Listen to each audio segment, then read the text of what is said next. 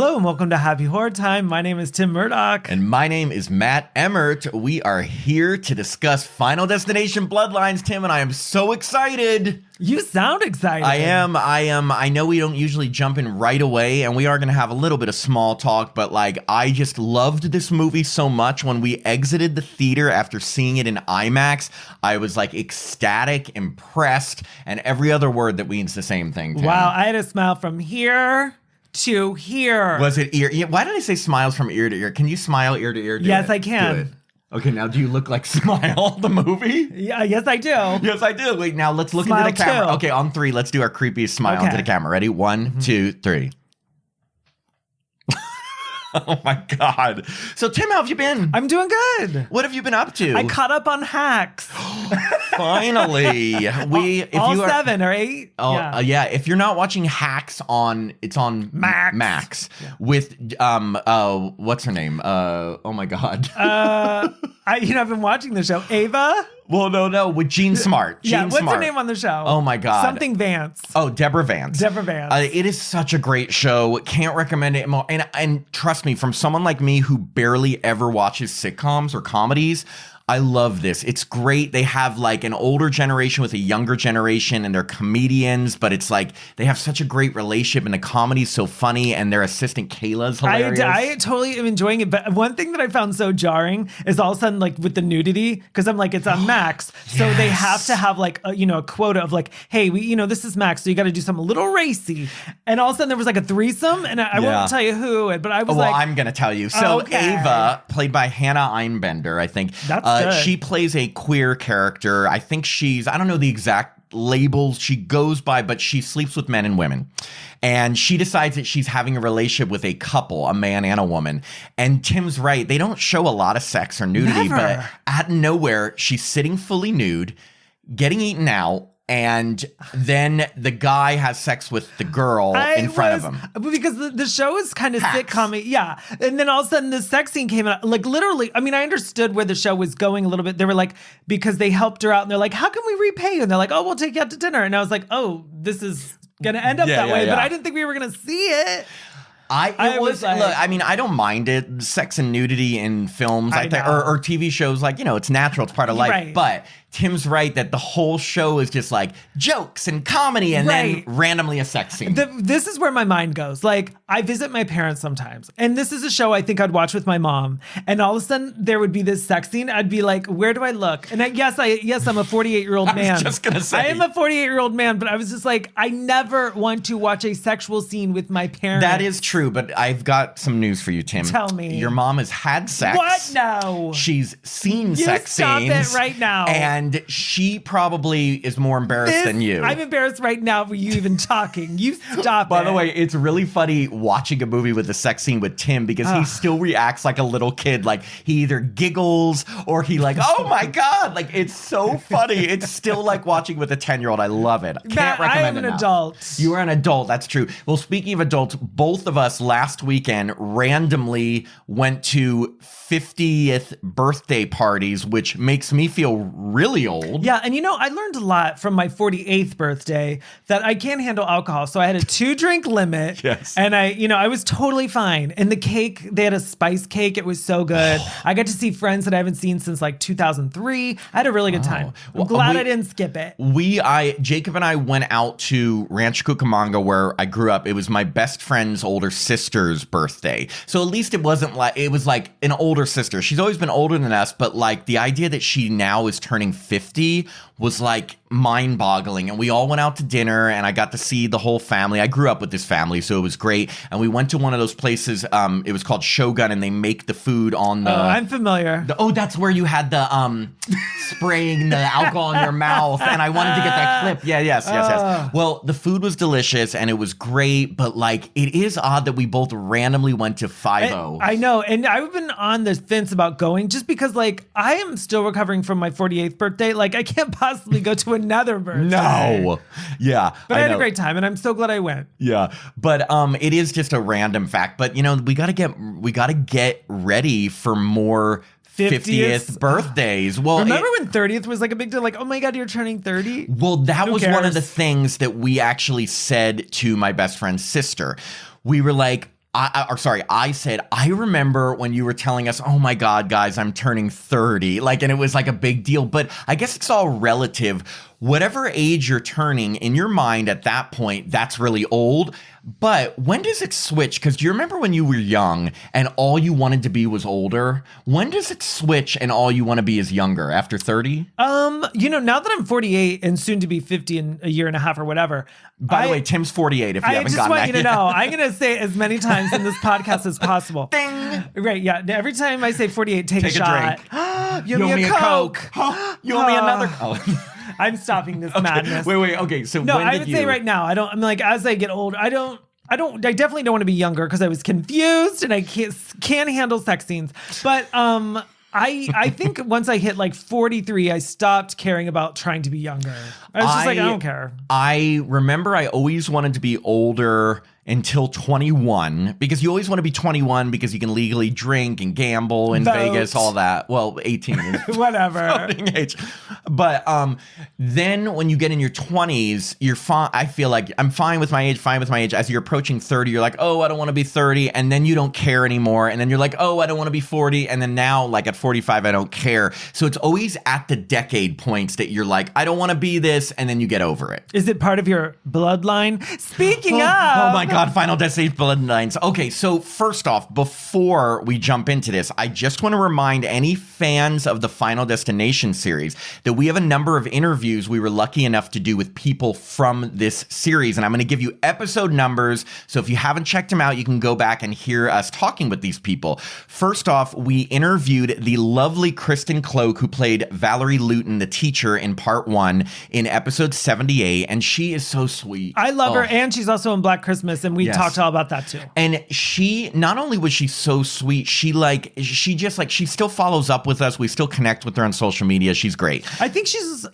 don't hold me to it. Is she like a psychologist or something along the lines of, she's very caring with people. Yes.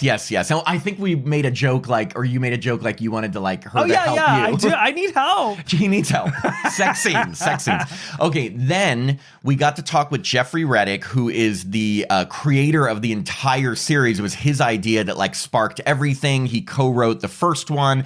He's been like involved in the series throughout. That was episode 105. Then we got to talk to Glenn Morgan, who was the co-writer of parts 1 and 3. He also happens to be Kristen Cloak's husband. And he's in the movie Trick or Treat. Fun fact, yes. 1986 is Trick or Treat. Not the 2000, yeah. And he was also directed the Black Christmas 2006 remake and Willard, the remake. Yeah, with Crispin Glover from Friday the 13th, part 4, the final chapter. It all comes back to I know, that. we're like lobbing you connections here and there. Here's another one. So that was episode 130. And then most recently, we had the pleasure of talking with the original final boy himself, Devon Sawa, who played Alex in part 1. And, he's been in tons of stuff, but Final Destination is like one of the biggest ones for horror. And that was episode 197. So, yeah. You know what I wonder about? Tell me. This is what I wonder. At night, when I put my head to the pillow and I wonder if Devon Sawa gets residuals for the 2 seconds he's in Final Destination 5. So in the interview... Did we talk about that? We didn't ask about residuals, but we did. He said he didn't even know... So what Tim's referring to is they connect Final Destination 5 to part 1 at the end because they end up being on the plane that started the whole thing because part 5 is a prequel. So he said that when he went to the premiere of Final Destination 5, he didn't know he was in the movie until watching it on the screen. Oh, I love that. So you know what he should do now? He should go to the director and be like, hey, pay up. Yeah. No, I mean, I'm pretty sure he gets residuals for that. He has to. Oh, you got to. I mean, they used a clip from part 1. He's part of part... Yeah, he's got to, because think about all the Friday the 13th openings that they get residuals. We did talk to Russell Todd, and he did say when he went to go see the final chapter, he's in it for like 2 seconds. So he's like, pay up. Yeah, and he got paid. And John Fury from doing his campfire speeches. How many openings, Tim, is he in? Good question. I want to say 3 of them. But I've got a question for you, Tim. Yeah. Where's Paul?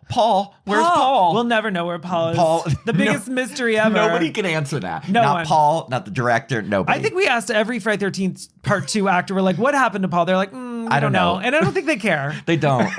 Even John Fury, who is Paul, is like, well, I mean, I guess He's like, hey, you two? You're geeks.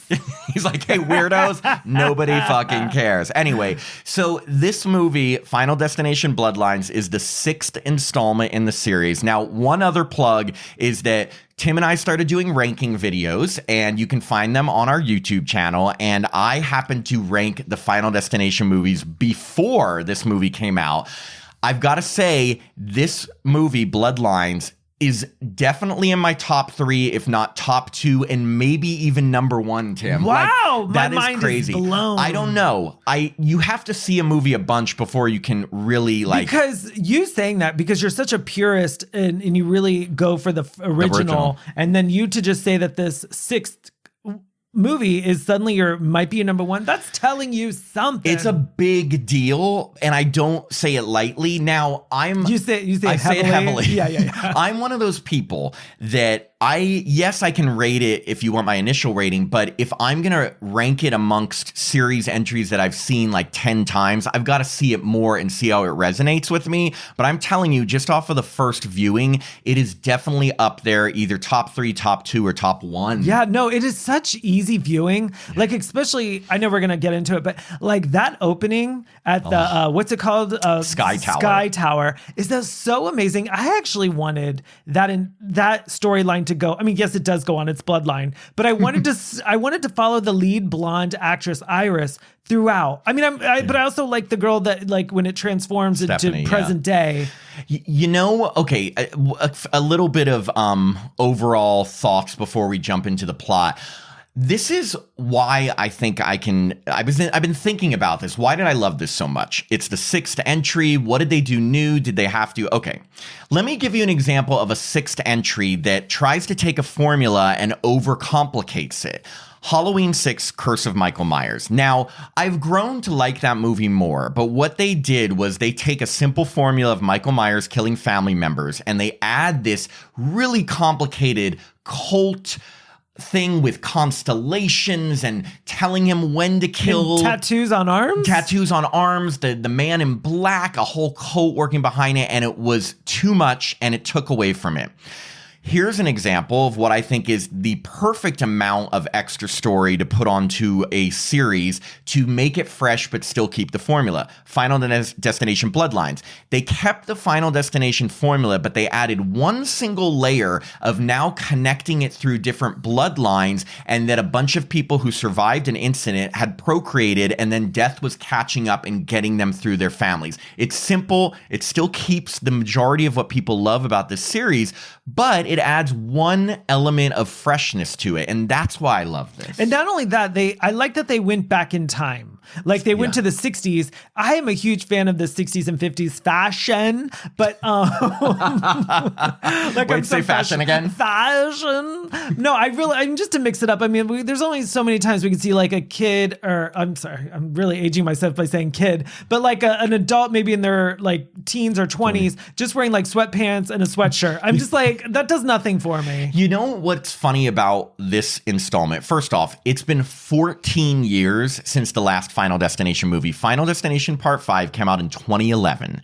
Now, Final Destination 6, there had been rumblings about this since we talked to Jeffrey Reddick like 3 years ago. Yeah. At that time, all of the news reports were saying it was going to be about first responders. Remember that? No. Oh, you don't remember? A few years ago, the only news we heard is, first off, it was going to be straight to streaming, I think HBO Max, and secondly, it was going to be about like paramedics and first responders. So I'm like, okay, they did away with that real quick. Well, also I was like, wow, like that's already depressing enough because those people are rescuing dying people. Yeah. So now they're dying. No, I mean, stick with young people. Stick with young people because it's like you have a lot of directions to go. Because like the beginning of the movie, like he takes her to this beautiful restaurant and like he has a future planned. Like he has like a ring for her. They're getting married, and then she has an extra surprise. She's like, hey, I'm pregnant. Yeah. So I was like, there's a lot you can do, and I usually don't like when movies have like, I'm pregnant, like the dream child, it's all about my baby. Like, I never want anything to be about a baby. I don't want to leave a baby out of it. Leave babies out of it. So how do you feel about Friday the 13th Part 3 when she says, when Tracy Savage said, when Debbie says she's pregnant? I'm fine with it because there's an element, it adds an element because she like the thought of her being killed and she's pregnant is so bleak and horrible. Yeah. So it's like, oh, okay, so this death means more. You know what I mean? It raises the stakes. It raises the stakes is what I'm trying to say. No, but that's totally correct. So, okay, the opening disaster of Final Destination Bloodlines, like Tim said, it takes place in the past, and we have Iris and her fiance. They're going to this sky tower. It's just opened, can't get a reservation, beautiful dancing dinner, but it is so high up. Think stratosphere in Vegas. Yeah, it is like, and there's also one in Seattle, right? What's that? Yeah, the Space Needle. Thank you. Yeah. Funny enough, I've never been to Seattle, and Tim has. I know. I went there. How do you I not went know for that? a wedding, and I actually think I had breakfast in there. Did you have a premonition? Yeah, and then I said, "Everyone, get out of here." And they said, "Why don't you just leave?" And I said, "Okay." And then death never came after Tim. Yeah, death, and then nothing came after him. Oh. The fan starts going. It hits the computer. Computer blows up, and a glass shard goes. I would feel really terrible. I would be like. First, I would be like, how did the fans? I do remember having breakfast up there, and I thought I didn't go close to the window. And I'm not even a person that's afraid of heights. I'm just not. But I do know some people that are afraid of heights. So I'm curious. Oh, they probably wouldn't see this movie, but they might. Oh, I can tell you on that because my dad, who's not a big horror person, but my whole family went to see it with my nephew. I was jealous. They were in New York. They got to see it together. And I even told my dad, I said, because he has a fear of heights, like this is a tough one to watch, especially if you have a fear of heights. I think that he said he enjoyed it. He thought it was a great opening scene. I don't think he did feel anxiety with that, but I've got to tell you, as someone who doesn't necessarily have a fear of heights, I felt anxiety watching the scene. They're so high up. Even when they went out to the lookout point, didn't you feel like, Well, no, the only time I actually felt something, just something in life ever was when the lady she was smashed against the glass like this, and there was a teetering piano. Oh, yes. And so I was like, we all know that she's going to get smushed. Yeah, and she did. And I was like, oh, that sucks. So let me tell you why this premonition was so epic for me, and then I want to hear your thoughts. Because not only are they at the top and she, has a premonition that the glass floor is going to break, which would cause everyone to fall. But the premonition isn't just about falling. Also, something in the stove blows up and lights things on fire. So it's a combination of people being lit on fire, the glass cracking below them, people being thrown out, falling to their death. There was something from a chandelier. It was pointy and it was glass and it hit the dance floor, which I'm really surprised. They didn't have the only person that was kind of reluctant, but she was the premonition girl, was Iris. Yeah. But everyone else was just totally fine getting on the dance floor. They were this is fine. They were dancing a shout. They didn't show, I think they should have showed, and this is me being really nitpicky on a really perfect film, but they should have had one person just be kind of reluctant to get on the dance floor, okay, I'll dance. They didn't have that. Every single person in these premonitions is dancing their asses off, not caring that they're on glass and you can see down. But what made this, again, so epic was, so you have this floor starts breaking, people start falling to their deaths, fires breaking out. Apparently, there was an old woman on fire. Apparently, she set a Guinness Book of World Records, the oldest woman to be on fire the longest. Oh, that wasn't CGI? No, that was a stunt woman. 71 years old. That's amazing. Good for her. Another thing,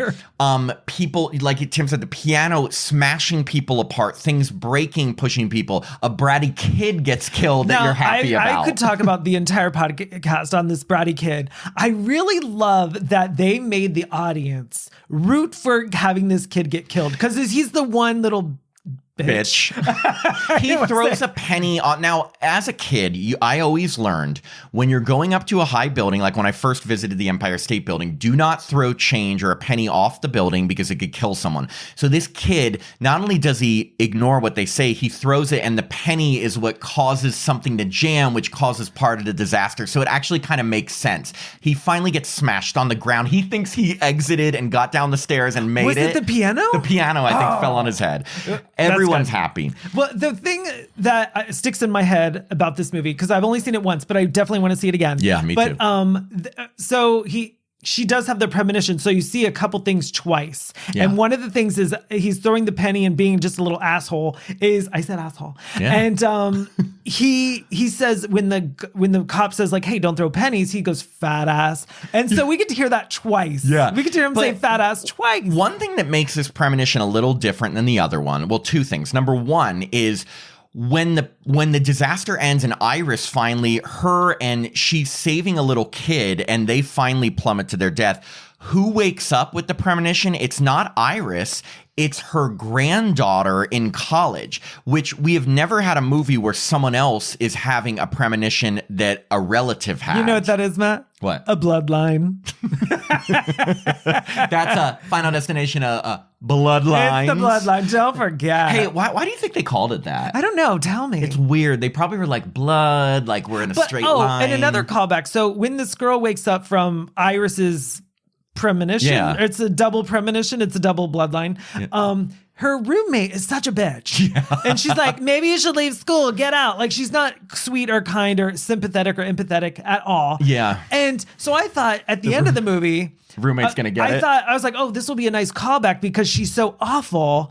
We will get a callback with the roommate getting killed. And they didn't do that, which is fine. One scene, that girl had one scene. What we learn about Stephanie is that she is Iris's granddaughter. And she's not just having this premonition once. She's having nightmares. And it's the same premonition over and over. So Stephanie's like, what's going on? I got to go visit my family. Well, we find out that her grandmother is like a recluse living out in the middle of nowhere in some like Laurie Strode type of bunker. And, you know, for someone that wants to protect themselves, there were spikes of like wood spikes, which were kind of reminiscent of the Final Destination 2, like with those huge logs, but like carved down to be spiky. Yeah, I was like, that's dangerous. And by the way, we find out Stephanie's mom abandoned the family because her mom was crazy. What's her name?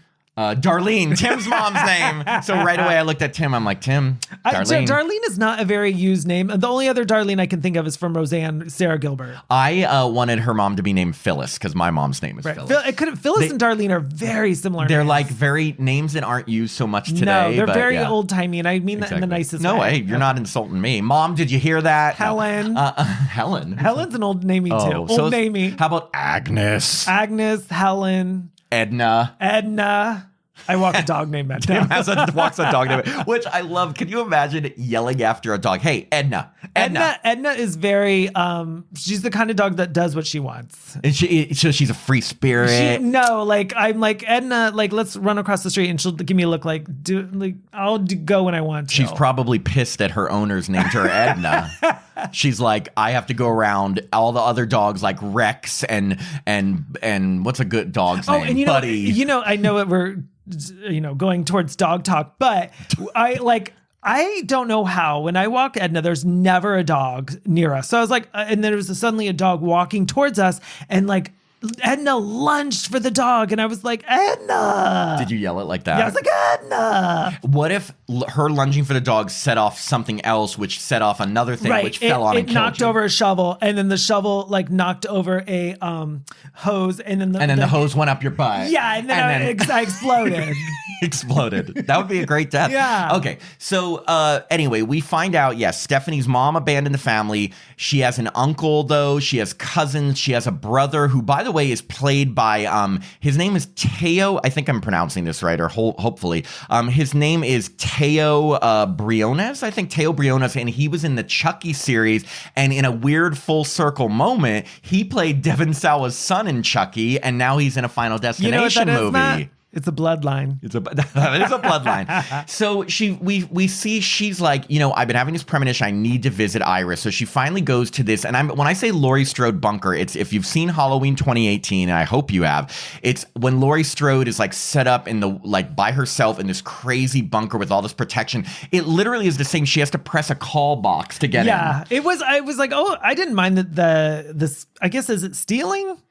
I mean, they're not really stealing the idea, but it's very similar. I mean, I think anyone who's like living hiding living away from death or Michael Myers. Or Michael Myers, one of the two. Well, the way she got the address is actually very interesting because like she goes to her dad and like he says like, hey, leave this Iris alone. Like we want no part of this. So his wife, his new wife, not like, so his stepmom's like, oh, okay, well. No, it's not it's her aunt. Oh, her aunt. Yeah. So I was like, how are they related? She's like, I'll give you the address. Yeah. And I really liked that character. Did she have a death? I can't No, remember. because she wasn't part of the bloodline. She was by marriage. I sound really sick of it when I say this, but I was like, I would like to see her get killed. Oh, you know what? I really like that lady. I want to see her get killed. You heard that, everyone. Tim wanted the roommate dead and the aunt. The movie's so creative, and I wanted to see a creative death with a funny mom. I mean, I think we got a ton of creative deaths. Listen, I need more. Okay, so she goes to this bunker. She meets Iris, the grandma, who's seems batshit crazy. She's like, she lets her in, but think Clear Rivers as an Allie Lardy. I love Allie Lardy. Allie Larder from part 2 when she's in that padded cell and she's like, remove everything you have, like death's coming. She's looking around, very much like that. But she has this book of basically what she tells her is that she stopped that whole tower from demolishing. Now, it's like a burn book, but it's a Bloodlines book. But this is where another little bit of freshness in this series is that in most of these movies, the person who has the premonition saves a handful of people, but the disaster still happens. In this one, she prevented the entire tower from falling and everyone survived. And she says that death is now coming to get all of these people and the families they've created. The movie should have been called, instead of Bloodline, maybe Final Destination Skyview? No, okay. You know, I don't work at the studio. But that's like if they should have called Final Destination 3 Roller Coaster. Yes, I would have seen it. Well, okay. So and I have very few issues with this movie, but I did have one issue with this. When the grandmother says that death is now coming after all the survivors' families, my only thought was, why didn't death just kill all the survivors sooner so it was before they procreated? Do you know what I mean? I think what the whole movie's saying is like Iris bought everyone more time. But and usually in these movies, they only get like a couple weeks. Do you know what I mean? Yeah, true. The only thing I can think of is that if you've watched a Final Destination movie, you know they have to kill people in order that they have died in the premonition. So if one person can hold off death for like years, it holds it off for everyone else. So I'm thinking that maybe so many people were saved and so many people avoided death for so long that others had families and everything. But apparently what Iris says, her husband's now dead, and she said she and that little kid she saved are the last people alive, and once it hits them, it's going to go through their families, and she's warning Stephanie, like, you're my granddaughter, and it goes by age. Yeah. So I'm kind of bummed. I know I already said this, but I really wanted the actress from the first half hour to be, I really enjoyed her story. So the actress who plays young Iris is Breck Basinger, not to be confused with Kim Basinger. She's not related. I know, that was my first thought. She's great. She was really sweet. You just liked her. I loved her because also this is like her character saves Candyman. So yes, Tim just gave it away, but I did. So the kid she saves is this young kid who ends up being Tony Todd's character, William Bloodworth. You find out in a really cool type of like new bit of information that all of these movies, when we had Tony Todd in there and you thought that he kind of personified death, he actually was a survivor of a past accident who was just waiting for death to get him too. But he's been visited by so many people who were wondering about it that's why he knows so much about death. Didn't you want the scene of Iris and Candyman? I love that you keep calling him Candy. I mean, Tony Todd. I wanted them to have share the screen together. Of course, we only got them in their young moments, so it wasn't Tony Todd. We didn't. But another thing I thought was it was a little bit of a letdown, but Stephanie, of course, does not believe her grandmother. She sounds batshit crazy. She's leaving, and Iris steps foot out of her fortified cabin to give her the book. You thought she didn't believe her? I thought she believed her. No, she didn't believe her until Iris leaves the cabin and says, you're going to have to see it to believe it. Gives her the book, and immediately the weather causes this like huge pole to go through her face, and it literally impales her head right in front of Stephanie, blood on her face. Blood all over her face. Okay, so now Stephanie's like, Believes her. believes everything. I mean, like, at one point it was just a nightmare. But those nightmares were, I mean, if she was dreaming about the sky view every night, that's awful. That's enough. But the best part is, so Stephanie goes back to tell her family everything. She's like, guys, I have this book. Grandma's dead. It's coming after all of us. It's going to start with her uncle because he's older than her mom. And then it goes through his family. And then it's going to go through her mom and their family. Now, the mom happens to come back. Darlene returns because to go to the grandmother's funeral. Stephanie, there's a little tension, soap opera tension. She returns like in a Randy Quaid's brother. Oh, like no, a Randy Quaid. Is it Randy? Randy Quaid, yeah. No, yeah. it is Randy Quaid. Oh yeah, Randy Quaid. Like she pulls up in like what kind of looks like a Christmas vacation kind of automobile, and she's like, "Hey!" And then between the two trailers, there's a scene obviously with the guy in the nose, and then the other trailer is like the people outside having a cookout. Yeah. So the cookout scene is first, and we get what everyone has seen in the trailer. They're having a barbecue. It's supposed to be like almost like a celebration after Iris's funeral, just at their family. Now, this whole time, Stephanie is like, because the family's not believing her, and the whole the family is just not caring. And you do the elaborate things with, and everyone saw this in the trailer. Basically, Stephanie's uncle gets his face shattered by a lawnmower, and it's so well done because the scream of the cousin Julia like is so good. Oh, okay, so. When we talking about a scream, okay, so when the sky view scene at the very beginning completely ended, there was like, it ended with a long scream, and behind us was a child. Oh my God. And it continued the scream, but it was so eerie. I actually got goosebumps. I was like, is someone dying in the theater? Okay, so giving a little more context, we're all in a packed theater opening night. We're watching that opening premonition, like Tim said, and all the premonitions end with a scream. But in this one, it switches from young Iris screaming to Stephanie waking up in class screaming. But when Stephanie stopped, Tim and I still heard someone screaming behind us, and we turn. It's a fucking kid who probably was too young to see this, so terrified by what he just watched. Everyone on our row turned around.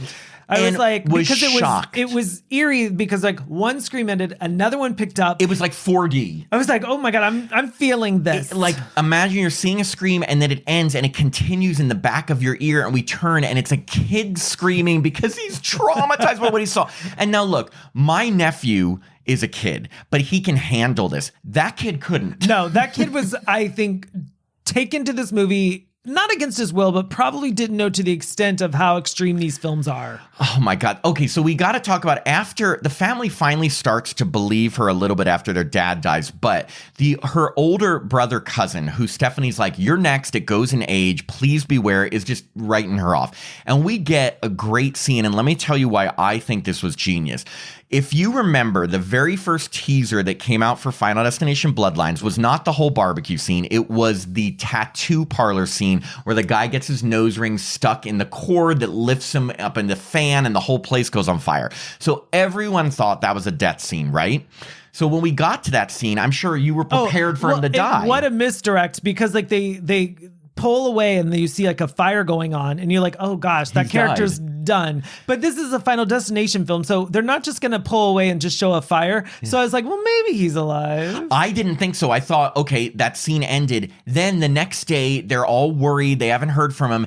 And then they run into him and they're like, are you okay? He's like, yeah, there was a fire, but I got out. And I was like mind blown. Then he steps back into the street and I'm like, oh my God, he's going to get hit by a bus like part one, but he doesn't. So there's all these misdirects and they're trying to have a conversation. And in the background, you see his younger sister, Julia, going for a jog, and she gets pushed by a garbage truck into one of those containers and thrown in the back. And then she gets, so the lead of the movie tries to save her. And did you ever see Child's Play 3? Yeah, come on. My laugh was crazy. That was great. No. Have I ever seen? I just ranked the Child's Play movies. What I mean is, in Child's Play 3, there's a part where a guy gets killed in a garbage truck, of and course. I thought, okay, well, I mean, I'm just so curious if the writer was like, oh, maybe, I mean, I wonder if they even thought about Child's Play 3. So, okay, we always think that horror writers are as well versed as like us in horror movies. Some are. Sure they are. Some aren't. Now, there's only certain ways you can kill people in a residential setting, and I think a garbage truck is great. What you're thinking about, he was at the dump though, right? Wasn't he at the dump? No, he was at the academy getting the trash. Oh, but I thought for some reason, okay, but he wasn't in like on a street like a residential neighborhood. He was on the academy. But yeah, similar. But the sad thing is, this poor girl is in there, and Stephanie's trying to reach in. The guy that's driving the car, by the way, they have a clip of Kelly Clarkson's "What Doesn't Kill You Make You Stronger," which is great. The movie must have a budget to pay Kelly Clarkson. Like they're like when movies have like Britney Spears or Kelly Clarkson, I was like, that's like $50,000. I love that Kelly was like, sure, put it in that movie. She's like, yeah, Final Destination Bloodlines. She's like, okay. Hey, what doesn't kill you makes you stronger? Use it. Yeah, and so like he's so oblivious to like three people running next to the truck. Stop the truck. There's someone in the truck. The poor Julia is trying to get out, and as the compactor is going, it smushes like her like right in the face. Yeah, and obviously this isn't a practical effects. It's probably I'm almost 100% CGI. And this is if you've ever heard of our podcast, I always bitch, moan, and complain about CGI. Yeah. But this, I'm totally fine with the Final Destination films being CGI, always. So I have a slightly different, first off, I read that of course, there was a lot of CGI, but they really tried to make use of practical effects where they could. Now, I don't know which deaths were practical, which weren't. I want you to know. But whereas Final Destination 4 and 5 were so overly CGI because they were playing for a 3D type of audience, this one, it's not so like eyeball in your face kind of CGI. Like it was like Tim said, I didn't mind it either. I thought it actually enhanced the movie. Whereas 4 and 5, it took me out of the movie. Was 4 in 3D? Part 4 was specifically marketed as the Final Destination 3D. Part 5, you could see it in 3D, but it wasn't as like it's in 3D. When we were watching Part 5, I was like, oh, that looks very 3D. Yeah. So I guess they were like, oh, we're going to have 3D, but we're not going to like push it as much as we did in Part 4. I think they know that, especially in the last 5 years or so, people have been really like speaking out against like too much CGI, too much. So, and especially with films like Terrifier and In a Violent Nature, there's this resurgence of returning to practical effects, which people like horror fans love. So people are trying to use as much practical effects as possible. I love that. I know you love that. Yeah, I do. But again, all the Final Destination films, I don't mind the CGI. For some reason, I'm just like, meh. So the funny thing is Stephanie's like, how is this possible? Why would death skip the older brother? And then we find out from Tim's favorite character, Aunt Brenda, oh, wait, the oldest brother was actually the product of an affair. He's not part of the bloodline. And she tells him then. I loved it because it was so soapy. Yeah. And like, it was so unexpected in a film like this. I was like, this is a nice twist. I was like, this is fun. This whole sequence, I just want to talk about how much I love because the amount of misdirects, when you go into a Final Destination movie, you kind of know what you're expecting. You know they're all going to die. So when first the oldest brother didn't die in the tattoo parlor, I was like, that's weird. Then when you thought he was going to get run over and he didn't, I was like, that's weird. Then the girl dying in the background, great, another misdirect. Then finding out the boy was saved because he's not actually related to them. And that whole fire in the tattoo parlor was just a coincidence. It was just great. I actually thought the character with the piercings was going to survive because I felt like he was set up to be a final boy type. Well, yes, or just like a crowd favorite. Like this movie feels like a football game to me because, I've been to so many football games. Sports reference from Tim. I mean, doesn't it? It just has a crowd pleasing mentality. Oh, totally. So its whole purpose of existing is to see in a rowdy theater. It's not built for like. Could you imagine just kind of watching this on a? No, we saw screen? it in IMAX. And please, if you're listening to this movie, if you're listening to this podcast or watching, and you have not seen Final Destination Bloodlines, first off, go see it, but see it in IMAX. It is worth the extra few dollars. This is a movie that is made for IMAX. There are certain movies that you don't get the full experience if you don't see it there. It's like that Disney ride ride Disney California Adventure flying over California. Just like, you know what I mean? Like the bigness of it is like it's built for like we got a visual. Sports and Disney references from Tim today, everyone. And who are you? I don't know. I hate sports and I don't care really to go to Disney. I was just like, is this Tim Murdoch? You should be telling us like every Friday the 13th scene it relates to. It does have a little bit of Friday the 13th. Well, you talked about Chucky, but I just want to give a shout out to his name is Richard Harmon. He played Eric, the older brother in this movie, and Tim is correct. He was such a well-developed character. Great performance by him. He was just the type of person you wanted to see in the movie. He brought like comedy, but he was also like he just was a great person in this movie. And I think he's already been in a lot of horror. I think he's gonna have a great horror career. I know no one survives in Final Destination films, and I actually question sometimes like did Mary Elizabeth Winstead die in part 3? Unknown. Yeah. No, she died. Remember the subway accident at the end? I always forget about that subway. You got a 2-for-1 in part 3. Right. Yeah. Well, this movie, obviously, I mean, the ending, you think it's one ending, and then you get it one more. Well, so when we get moving forward in a plot, we get to Tony Todd's scene, which I want to call this out because this scene was very poignant for me because what happens is looking through the book, they see that someone named JB found a survivor and they, I don't know how, track JB down. And it's William Bloodworth. It's Tony Todd's character, and he's working at a hospital. Now, this was Tony Todd's final performance before he passed away from cancer last year. And what makes it so poignant is that, first off, you're watching Tony Todd on screen. He looks very sickly. He's very skinny. He doesn't quite look like himself. And so watching that, knowing that he died a few months later is sad enough. But his whole purpose in the movie, he's telling them about how you can't escape death. It will find you no matter what. And the parallels between I feel emotional saying this, between what he was facing and this speech made it very poignant to watch. And he even, when he walks out of the room, he says, good luck, goodbye. And it was almost like he was saying goodbye to fans. It was very moving. Our whole theater erupted in applause when he entered and when he exited. That's what I mean about this movie. It felt like a audience participation film from the get-go. And especially, obviously this is not a football game, but the Tony Todd aspect was so emotional. I was just like, oh gosh, this is ironic, or what's the word I'm looking for?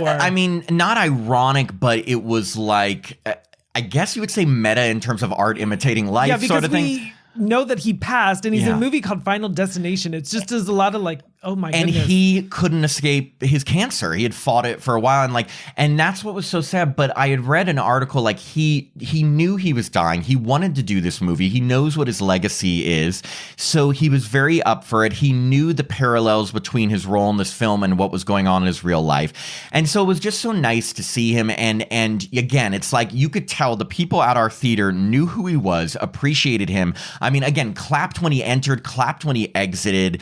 And he does tell the family two things that I will say they did recycle this a little bit from previous movies, but whatever. It's still the series. All 6 of them are recycled. Well, the first thing is the only way to escape death is either to kill someone else, which is what they said in part 5. And they do. The two guys are having a discussion and they look over at a baby. I'm like, ew, that's dark. And then for a second they think about, because if you kill someone, you inherit however many years they had left. Now, you don't want to kill someone who's dying or you're going to die soon anyway. The second way is, and this was recycled from part 2, they said the only character who has survived is someone who flatlined and they brought her back to life. And we get a shout out for Kimberly from part 2, played by AJ Cook. Now, I remember thinking she had survived, but then apparently there was a deleted scene in part 3 where you saw a newspaper article that said she had died, but it was nice to get this callback to a former star. I would love if they brought back AJ Cook. That's what I was going to say. Yeah, I'm sorry to interrupt. You're going somewhere. I would go on because that's exactly what I was saying. But in the movie, she's dark hair and now she's a blonde. So I'd be so confused. Okay, so this is, I told you, listeners, that I had a couple qualms with this movie, very few. My other one was, if you're going to mention Kimberly and say she's the only survivor, get her in a cameo. The fans want to see her. Oh my gosh. Anytime, there's been 6 films. And if you bring back someone that we all loved, and especially part 2, everyone has seen part 2, especially with the logs and And bringing back Ali Larder was Yes. so big. Yeah, I mean, even bring back Ali Larder, even just as a ghost. I don't know. Yeah, she died on She's screen. dead, So but, yeah. but AJ Cook didn't. Devon Sawa didn't. And I was just like, okay, love that they mentioned her, but what a missed opportunity. And I know she would have been up for it because I saw pictures of her at the premiere. Like, she supports this franchise. Did she have blonde hair? Blonde hair and was unrecognizable, not in a bad way. Just No, she doesn't time. look like. I mean, the movie, her movie was 2003, so that's over 20 years ago. In part 2, she played like your everyday girl. She looks really glamorous today. Yeah, she like, looks gorgeous. Yeah, like anyway, but so he mentions her. I think I have a connection to her. Oh, do you tell us? So Yeah. is it a bloodline? Yeah, it was a bloodline, me and AJ. You're Wait, is like- it her? I actually don't know. So maybe I'm speaking out of term. But like, wasn't she on Criminal Minds? Yes, she was. Yeah, so she looks at my picture where I'm dead. So we are connected. Tim was in as a picture in an episode of Criminal Minds. I didn't know it was AJ Cook who looks at your I think picture. it's AJ, Oh my AJ God. Cook who looks at me, and I love that. Remember, I don't know if you noticed, I'm 48, but at the time of filming that show, they used my picture. They say I'm 28 and a dentist. Well, when did they use the picture? You were actually like, what, 38 or something? Oh, no, I was like 40 something. Oh, that's yeah, amazing. So they gave me some years. I mean, they must have been blind. Yeah, but which is fine. I was like, I think the casting person was fine. casting director's like, wait, look. They're like, I think he's 28. 28. Good. Yeah. No, that is such a. Oh my God, Tim, we need to get her on the show. Can you Yeah. imagine telling her? She'd be that? like, I don't remember that picture. She's like, I she don't goes, know- I don't remember I that don't- day of filming. I don't remember you. She's like, I don't know her. I She don't does know Mariah her. Carey. Yeah. Anyway, okay. So we get to the point where we know next in line is the youngest cousin because the sister died. And so the older brother, Eric, has the idea that the younger brother, Bobby, is allergic to peanuts. And he's like, this is what we can do. I'll give you some peanut candy. We're at the hospital and then I'll have them revive you. He reluctantly agrees. Now, I don't know about you. I thought this was a horrible idea. Me too. I Now, was like, this is going to backfire horribly. And it did. as someone with an allergy, I'm allergic to shellfish. Now, I've never had an occasion where like my throat's closed, but you never know what could happen. All I know is that if you're going to try something out like that, you better let a doctor know or be right next to a doctor. They decide to go in a room, not let anyone know, by themselves. So, of course, what happens is Death has other ideas and starts turning on an MRI machine. I did not know. I learned a lot from this movie. I did not know that MRI machines were that magnetic. So I was clueless. So, have you ever had an MRI? No. Okay, so I what's have. it? Oh, wait, maybe. Is that when you have to go into it when they check your back? I mean, I mean, I know there's many ways. Like maybe it you was need just a X-rays. tanning It bed. could have been just a tanning bed. There's many ways. MRI is one of them. You can also just get an X-ray. But an MRI, when you're literally going into a machine. If I was in one, do MRI machines come in all shapes and sizes? I have a comeback to that. I'll keep myself silent. But I mean, like, it wasn't, Sort of, the one but- I was in was not that big. Oh, wow. You heard it here, folks. Tim likes small MRI machines. Dear. Tim, are you an MRI size queen? I guess. I just. Apparently, it wasn't big enough for Tim's I mean, pleasure. it wasn't the same size as Final Destination Bloodlines. So they turn it turns the MRI machine on. And of course, it turns the magneticism up to now. Can this happen? Who knows? But to a dangerous level. And we get this genius scene where Eric, remember, he was the one who was not part of the bloodline. All of his piercings are being pulled in the machine. His nipples, his nose, and his dick. That got a huge response. So he is being pulled so violently in the machine that his whole back folds in half and cracks. Yeah, and then to make matters worse, there's like a wheelchair behind him, and the wheelchairs get sucked in and like crushes him in. Pushes through. Now, you're thinking, why did he die? He wasn't part of it. But what we learned from Tony Todd in this is that if you fuck with Death's design, you could be like collateral damage. So the poor younger kid is having an allergic reaction to peanuts, trying to get an EpiPen. Yeah. He gets it, and you think he's gonna be okay. And then this coil from a vending machine gets pulled by the magnet in and pierces him in the head and kills him. It starts like drilling into his head, which I thought was very creative. And because I thought the whole candy machine was just going to smash him against the MRI machine. So it was like, oh, okay, this is even better and more clever. Another misdirect is before this, they have this suspenseful scene. I've got to give it to this movie for having suspenseful scenes that kept you on your toes and then not making them the scenes that killed people, because they're trying to get the candy out of the vending machine and and the younger brother's holding it up, and you think, of course you thought it's going to smash him, and it doesn't. They did a good job of having each character somewhat likable. I did not like the sister who's crushed in the garbage can. I thought she was a little bitchy. She was annoying. I felt bad for the young cousin Bobby because like he was so innocent and he was just doing whatever his older brother said, and he had to have an allergic reaction from peanuts before, and then right when he thinks he's going to be saved, a coil through his head. Right. And also like he's super sweet and like all his scenes are very nice, and he has like a pet turtle. Yeah. I was like just little things to make him a little more human. And by that time you actually cared about the older brother because you thought, oh, he's going to survive. He's not part of the bloodline. He's funny. He's got piercings. Nope. Dead. I actually thought, going back to the piercing scene, because it was in the trailer and it's all on the posters and everything, I thought the scene was going to be bloodier. I mean, obviously the character lived, so it couldn't be too bloody, but I thought I was waiting for like his nose to rip off, or I was thinking it was going to be more blood filled. So here my answer to that would be that I think that the creators of this movie had two things they could have done knowing that they were using that as the trailer. Either make that an actual death scene, which everyone expected, and make it huge and bloody so that what we saw in the trailer wasn't the full extent, because if we just saw a repeat of the trailer, we'd be like, what the fuck?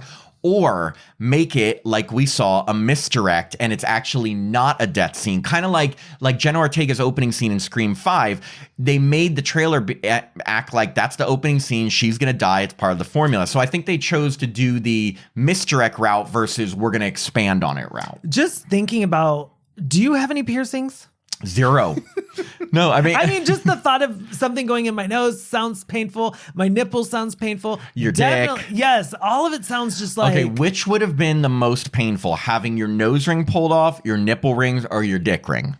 All the above. That's the thing. You want to, of course, as a guy who knows how horrible it is to have anything happen to your nether regions, you want to say dick, but nipples could hurt really bad. Even just getting the thought of getting my ears pierced sounds painful. It does, but if I'm going to pick a piercing to be ripped out, I'm definitely picking the ear. When they were getting magnetic. When they were getting magnetic, new word, everyone. Did his ear come off? I can't remember. Or was it I just don't blood remember. Or chunks? We'll have to watch it again. Everything gets pulled off, though. So we're down to Stephanie, her younger brother, and the absent mom, who they're starting to bond again. But Darlene. They decide that, okay, death's coming for us. The only way to be safe, let's go to Iris's cabin and just stay there forever. And so the kids are like, what the fuck? Like, but Darlene says... Yeah, like she'll sacrifice herself to save her kids, which is nice. Well, she says, look, you guys are younger than me. Death has to kill me if it's going to get to you. So here's what we'll do. I'll live forever in the cabin. I owe it to you from leaving during your childhood. So you guys will be safe as long as I'm alive. So let's go. So they're driving. They had another misdirect where they almost drive into traffic, which I liked. But they get to the cabin. And unfortunately, Death's not going to even let them get in there. Yeah. Because it starts fucking with the weather. Everything's going nuts. The cabin explodes. Yeah, the trailer turns over. Yeah, and the girl's wearing a seatbelt, which I don't like a drowning. I don't. No. I'm just like, I don't know many people that do like a drowning. But I was just like, I hate that like she couldn't get out of. I feel like it's an annoying part of cinema when someone's stuck in a seatbelt underwater. Yes. So Stephanie's in the RV, turned over into a body of water, and she's going to be drowning. The younger brother, a piece of the bill of the cabin is on him. The mom finally pushes it off of him, and she's like, I'm going to stay alive as long as I can. Go save your sister. Right when she says that, like a pole falls on her and smashes her. So unexpected. Poor Darlene. And I was not expecting Darlene's death right then and there. I think they call her Dead Darlene now. Deadly Darlene. Deadly Darlene. So we get the final, it's the brother sister, and little, his name's Charlie, like dives in, is trying to save his sister, gets her out of the RV finally. She is unconscious. He revives her with CPR and she comes to, and you think, oh my God, I guess she flatlined and came to. So they've beaten death, right? Right. And so then on prom night, they cut to prom night. It's like what, months later or something? So he's getting ready for prom. Like he's got a tux on and so they're being introduced to the date's dad, and he's a doctor. Yeah. And like she says something. By the way, like, he's named Dr. Reddick, and a nice little homage nod to Jeffrey Reddick. Go on. And he says like, oh, well, How did the subject come up? Said, they're talking about like, it's nothing. She's like, oh, did he tell you how he saved my life? And he's like, yeah, she was drowning and stuff. And he's like, oh, well actually, if he revived you with CPR, you were just unconscious. Yeah, like you weren't dead. Your heart didn't stop. Your heart didn't stop. So you weren't actually dead. And the two siblings look at each other and they're basically like, oh shit, suddenly. And we've had this connection. This is so creative. The penny from that premonition has gone through the ages, and this old woman had gotten it. The movie doesn't have Michael Myers or Ghostface, but you know what it does have? It had a penny. So the penny symbolizes like, hey, death is coming. And a connection to that disaster. So this older woman drops a penny. It lands in a train track, which keeps it from keeping the train on course. So a train is coming. It goes off the tracks. Of course, for some reason. A neighborhood. But only going after the sister and brother. What happened to everyone else who was in that prom scene? I think they ran in the house. They all ran away. So the sister and brother are trying to outrun this derailed train. They finally outrun it. The train stops. They think they're okay. And then in a great nod to part 2, these humongous logs both jump off the train. One kills the sister. One kills the brother. Done. Yeah. Credits. And you know what I thought? This is no joke. This was my exact thought when the movie was over. I was like, I like this better than Titanic. I mean, it was such a great big ending. Yes, as a human who has empathy for people, did I want the sister and brother to live? Of course. You really liked them. But this is a Final Destination movie. You never cheat death, except if you're Kimberly in part 2. And so it was just such a great, I loved the realization when they're like, oh shit, I didn't save you from death. And then immediately that train derails. Right. Well, going back just like 3 or 4 minutes, when the sister was caught underneath the, in the seatbelt. Yes. Yeah. There was a lot of suspense right then and there. I was like, is she not going to make it? Because when he's trying to open the knife, the knife goes into his fingers. Yeah. And then he drops the knife. I was just like, this scene caused me major anxiety. I was the whole movie. So now I just want to talk about how much I love this movie because, and I think you did too, but like, I just thought on a Final Destination scale of films, you have an epic opening disaster, and that's what these movies are known for. Epic, like opening disaster. You have the additional layer of bloodlines and it going through families.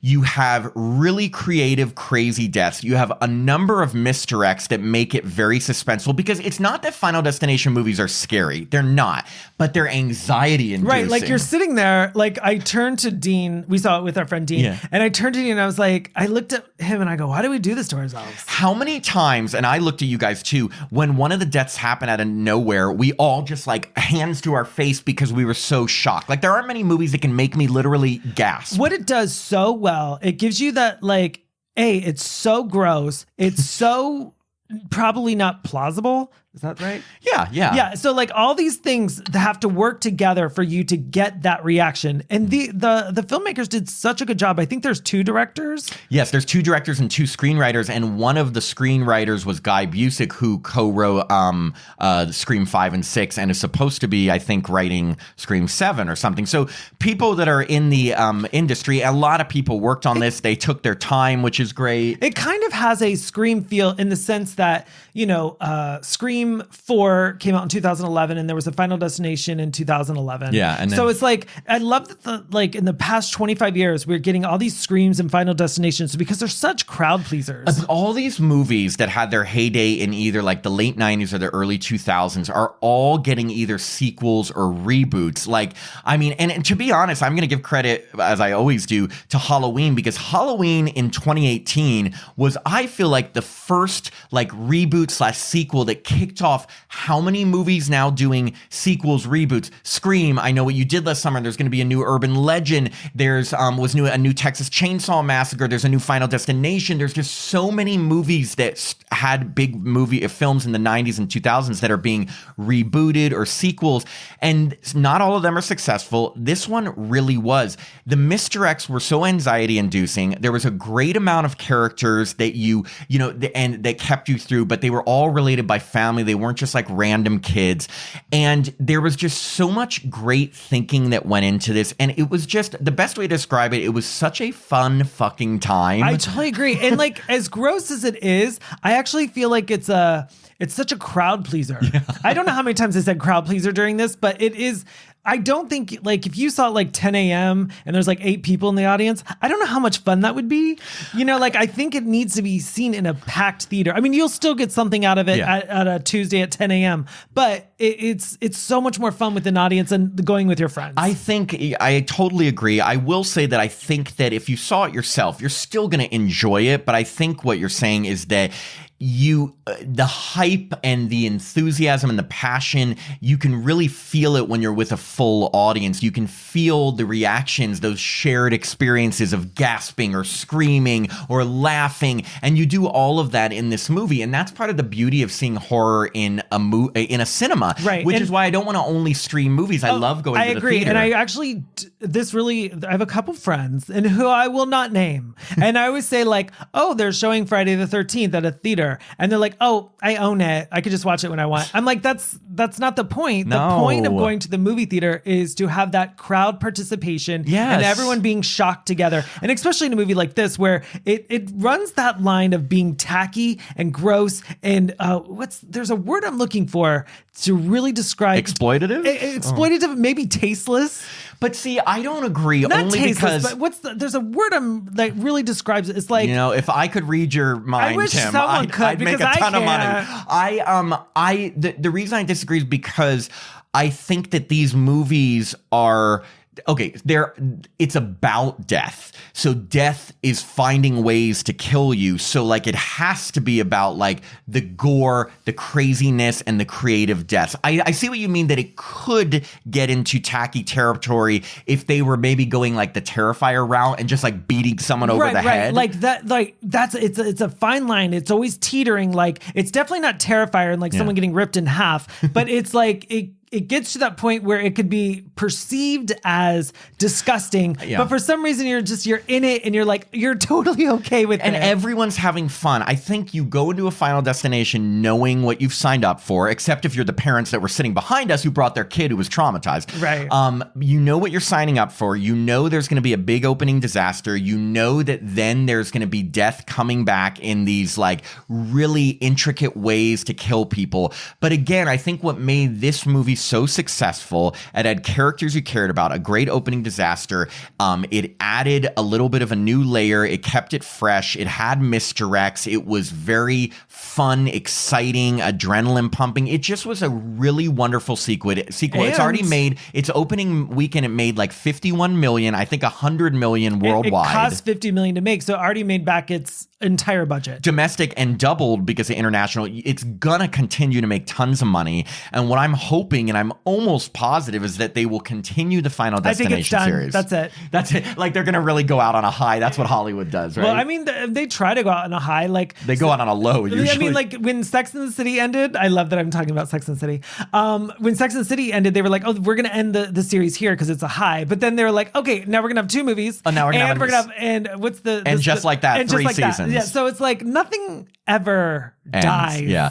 Well, especially if it's a moneymaker. There's 2 things. If it's a moneymaker and if fans want it and they're really pushing for it and there's a studio or people involved that want to revive it. I guarantee Jeffrey Reddick loves this series. He created it. He's always talking about it. So he's going to keep pushing it. The people who made this installment see how successful it can be. I think the biggest key with when you revive a horror franchise is the audience today still as receptive to it as the audience was when it was in its heyday? And I think the question was answered that yes, for Final Destination, today the audience is still receptive. I think that they proved that. Wait, which is so crazy because, you know, you and I are men of certain age. Like there's a lot. What age, Tim? Say it. 48. Well, I'm 45. So. Okay. So like there's a lot of people we know that like they couldn't see a Final Destination until like the 4th one or the 5th one. So it's like in the theaters. Right, in the theaters. So it's like I want those people to have the same experience we did. And I think they will. And yes, maybe they missed the first one and they don't have the stories that we did of seeing the first one and it being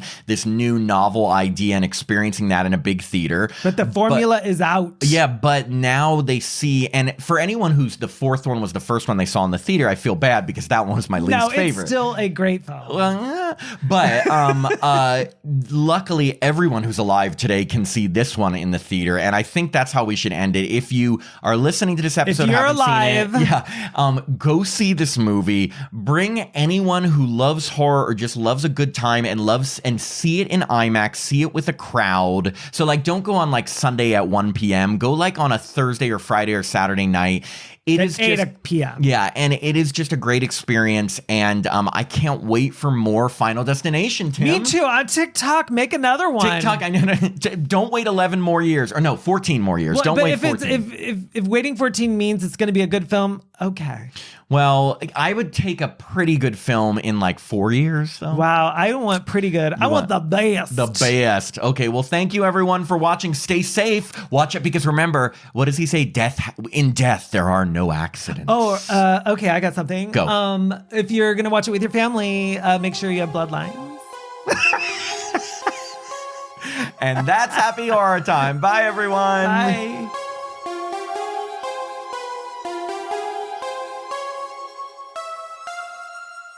Thanks for listening to another episode of Happy Horror Time. If you'd like to support the podcast, please sign up to be a patron at www.patreon.com/happyhorrortime. As a patron, you get access to all our bonus content, which now includes 2 new bonus episodes every month, a monthly after show mini episode, access to our Discord community so you can chat with us directly, and the chance to review a film with us in one of our bonus episodes. Patrons also get all our regular episodes ad-free and a day early, our monthly newsletter, the chance to vote in polls, and autographed Happy Horror Time stickers. I'm Matt Emmert. And I'm Tim Murdoch. And we hope you have a happy horror time.